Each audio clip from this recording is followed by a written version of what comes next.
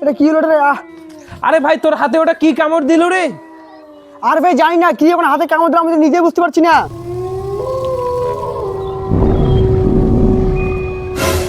আরে ভাই এটা তোর সাথে কি হচ্ছে রে?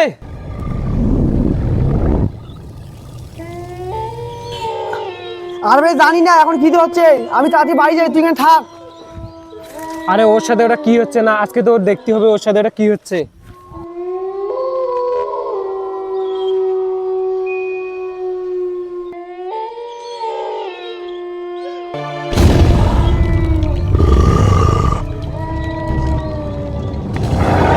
আরে এই কুদ্দুস কিভাবে একটা নেকড়েতে পরিণত হলো রে? না, এখান থেকে আমাকে তাড়াতাড়ি যাইতেই হবে।